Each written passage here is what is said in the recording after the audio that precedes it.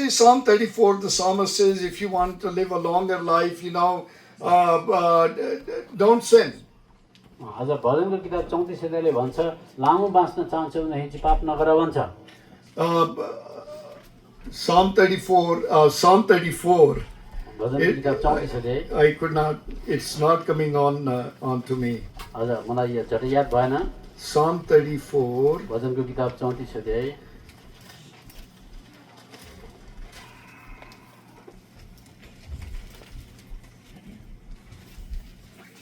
Verse 11, come you children, listen to me, I will teach you the fear of the Lord. 11 हे छोराछोरीहरू आओ मेरो कुरा सुन म तिमीहरूलाई परमप्रभुको भय सिकाउनेछु। Who is the man who desires life and loves many days that he may see good? 12 पद त्यो मानिस को हो जसले जीवनको चाहना गर्दछ र भलाइ देखौँ अनि दीर्घायु मन पराउँछ।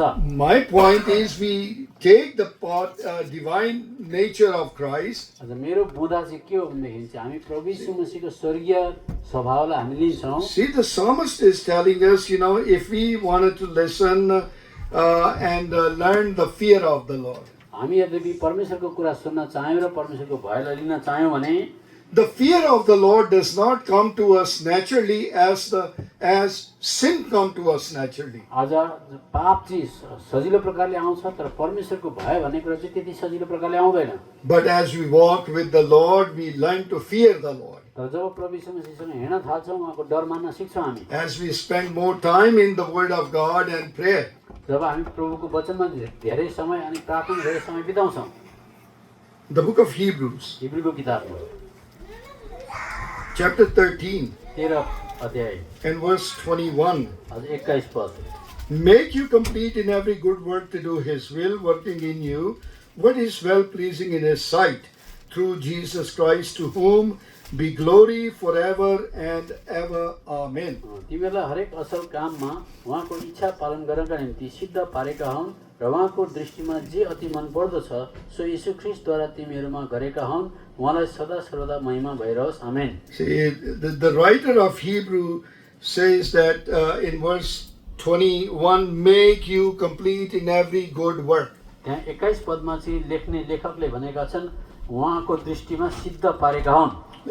This complete is not full. This complete is to restore, to bend something broken or a cube. यो सिद्ध पार्ने कुरा चाहिँ केही टुटेको फुटेको कुरालाई पुनर्स्थापन गर्ने अथवा त्यसलाई आज मर्मत गर्ने कुरा गरेको होइन यो।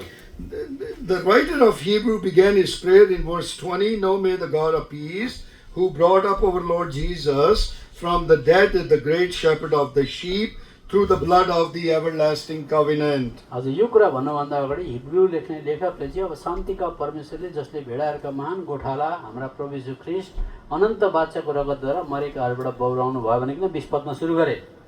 To be complete, he desired every believer might be equipped with every good work to do God's will. ताकि उहाँको इच्छा पूरा गर्नको लागि चाहिँ उहाँको सबै उहाँले मन पराउनु भएको असल असल काम गर्नका निम्ति। So because having the good work here in Hebrew, आज त्यो असल काम चाहिँ हिब्रूको किताबमा के हो? what is well pleasing in the sight of the Lord. आज परमेश्वरको दृष्टिमा मलाई खुसी पार्ने कुरा चाहिँ के हो? He does this through Jesus Christ. आज उहाँले प्रभु यीशु मसीह मार्फत भएर त्यो काम गर्नुहुन्छ। See, Paul in verse 28, he used the word every man. आज पावलले आज त्यसरी प्रत्येक व्यक्ति भनेकन भने 3 times he says, we preach warning every man, teaching every man, and presenting every man perfect in Christ Jesus. कलसीको किताब एकादेखि 28 पदमा 3 चोटि उहाँले भनेका छन् हरेक मानिसलाई ख्रीष्ट येशूमा सिद्ध भएको अवस्थामा उपस्थित गराउनको निम्ति हरेक मानिसलाई चेतावनी दिँदै र हरेक मानिसलाई सम्पूर्ण बुद्धिसित शिक्षा दिँदै भनेर 3 चोटि दोहोर्याए। He was not only talking about the Jews but every man, the Gentiles. आज उहाँले युदेहरूलाई मात्रै भनेको होइन तर अन्य जातिहरूलाई भनेको। That the Gentile can take part in the redemptive work plan of God. ताकि अन्य जातिहरूले पनि त्यो परमेश्वरले प्रबन्ध गरेको छुटकाराको आज अंश ग्रहण गर्न सकुन् भनेर। That really make us perfect in Christ when we receive the Lord Jesus. त्यसले प्रभु यीशु मसीहलाई जब हामी ग्रहण गर्छौँ तब हामीलाई सिद्धतातर्फ लान्छ। See, please, Philippians 1. आज फिलिपीको किताब 1 अध्याय, Philippians 1 and verse 6. फिलिपीको किताब 1 अध्यायको 6 पद। Being confident of this, very thing, that he who has begun a good work in you will complete until the day of Jesus Christ. र यस कुरामा म निश्चित छु जसले तिमीहरूमा एउटा असल काम सुरु गर्नुभएको छ उहाँले यीशु ख्रीष्टको दिनसम्म त्यो पुरा गर्नुहुनेछ। So that means God is not done with you.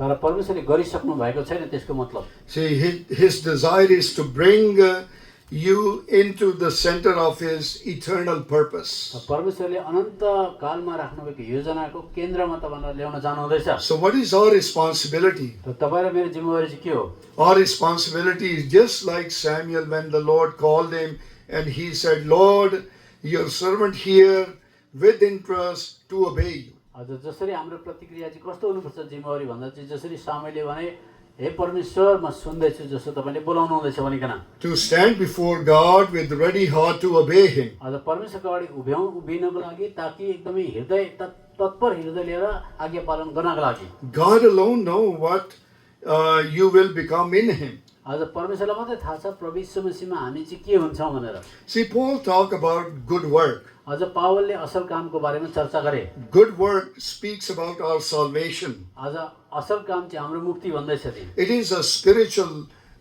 growth in our life. आज हामीहरूको जीवनमा आत्मिक उन्नति हुनु हो यो। Coming closer to the Lord Jesus. आज प्रभु यीशु मसीहको नजिक जाने कुरा। See, God initiated this good work in us. त परमेश्वरले यो असल काम चाहिँ हाम्रो जीवनमा सुरु गर्नुभयो। To be completed through the Lord. आज प्रभु यीशु मसीहद्वारा हाम्रो जीवनमा त्यो पूर्णता पुरा गर्नको लागि That could be the sanctification of our life. आज त्यो चाहिँ हामीहरूको जीवनको पवित्रीकरण भनौँ। See, second Timothy आज दोस्रो तिमोथीको किताब